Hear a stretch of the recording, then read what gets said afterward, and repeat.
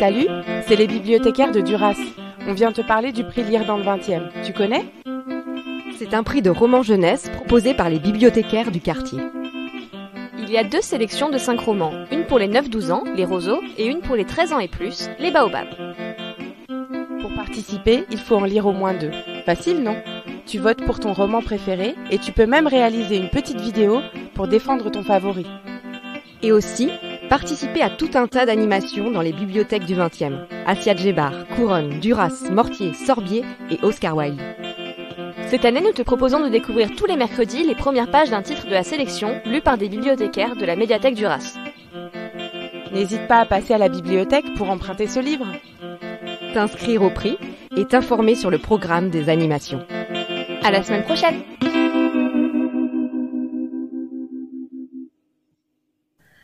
Chapitre 1 – Le Parlement des oiseaux, où l'on apprend comment des vols d'œufs déclenchèrent toute cette affaire. À Bruxelles, les vols d'œufs n'étaient pas rares. On entendait souvent des parcs bruissés de pépiments horrifiés lorsque la nouvelle d'un tel crime se propageait d'un bosquet à l'autre. Pendant quelques jours, les spéculations allaient bon train sur l'identité de l'oiseau détraqué qui avait commis ce vol. Même les rapaces ne s'attaquaient pas au nid. Malgré ce ramage intense, on ne retrouvait jamais le coupable, et le sujet finissait par s'user. Quand il ne restait plus que les parents endeuillés pour pleurer la perte du parfait petit œuf rond qu'on leur avait ravi, les conversations passaient à l'éclosion tardive des chenilles, au giboulée de printemps, à l'arrivée d'un couple de faucons sur la cathédrale Sainte-Gudule ou aux plumes du Benjamin de la Couvée qui ne poussait toujours pas. Les vols d'œufs restaient un fait divers, sordide certes, mais pas de nature à chambouler le quotidien du peuple aviaire. Pourtant, à la belle saison de l'année du gros orage d'automne, les vols d'œufs se multiplièrent. Pas une journée ne se passait sans qu'un couple de nicheurs ne soit frappé par cette tragédie. Les vols d'œufs semblaient affecter toutes les espèces, dans tous les coins de Bruxelles. On en vint à penser qu'il ne s'agissait pas là de l'œuvre de quelques fous isolés, mais d'une action coordonnée d'un groupe d'individus. De divers, le fait devint politique et se trouva à l'ordre du jour du Parlement des oiseaux. Un matin d'automne, les passereaux furent appelés à se réunir sur le toit de la bibliothèque Solvay du parc Léopold, siège officiel du Parlement, un emplacement choisi car il était assez calme, vert et central pour convenir à tous les représentants des espèces. Depuis ce promontoire, on voyait l'étang et son îlot ovale où nichaient cygnes et foulques, les hauts cyprès qui gloussaient avec le vent, la pétaradante rubéliard où les vrombes filaient à toute allure et les grands immeubles du quartier d'affaires au milieu duquel le parc était niché.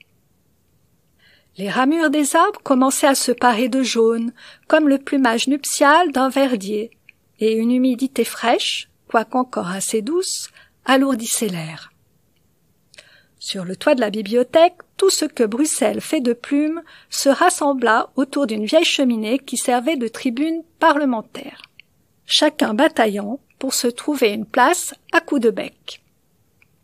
Le faîte du toit, zone convoitée car on y était vu et entendu de tous, était la chasse gardée des rapaces, des corvidés, des oies, bref, de toutes les espèces imposantes.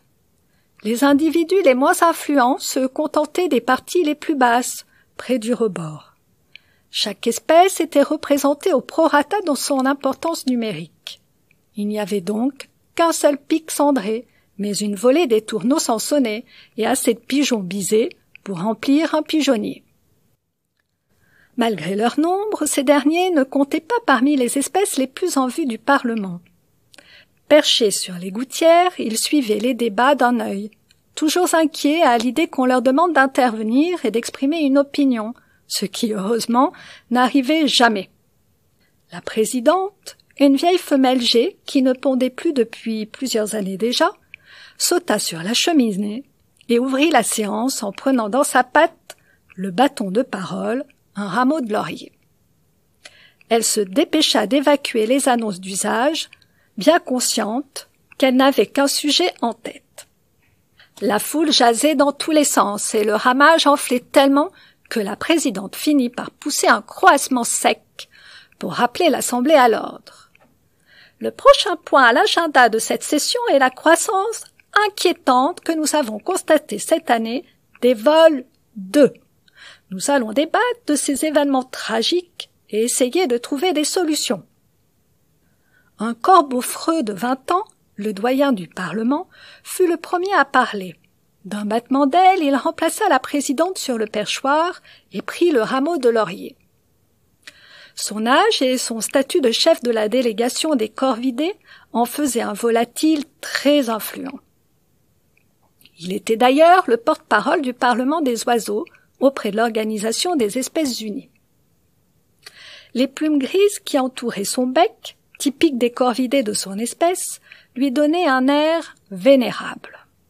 « Mademoiselle la présidente, mes oiseaux les représentants, la belle saison a été rythmée par une succession de vols d'une ampleur sans précédent. Ces crimes, d'une lâcheté inouïe, ont considérablement érodé la confiance que nous avons les uns envers les autres. Qui n'a pas été tenté d'accuser son voisin de branche? Qui n'a pas songé à blâmer une des bonnes espèces présentes parmi nous aujourd'hui? Pourtant, nous voyons tous que les vols d'œufs n'ont épargné, pour ainsi dire, aucune des communautés. Même nous, les corvidés, avons payé le prix fort. Il paraît ainsi raisonnable de conjecturer qu'un réseau criminel, voué à déstabiliser notre paisible société, est responsable de ces crimes abjects.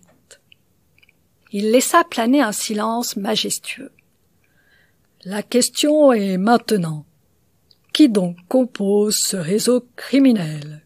Quelle espèce compte en son sein des individus assez pervers pour commettre de telles atrocités? Ça pourrait être les humains, hasarda une bergeronnette. Le corbeau-freux balaya son argument d'un mouvement d'aile.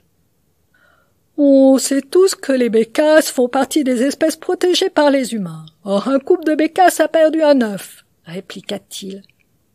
Des rats? Des chats? Certains nids ont été volés à des hauteurs inaccessibles aux chats ou aux rats, répondit le freux en secouant la tête. Et puis, aucune écaille n'a été retrouvée dans les nids. Tout porte à croire que les œufs ont été emportés pour être consommés. À cette idée, un haut-le-cœur collectif ébouriffa les plumes de l'Assemblée.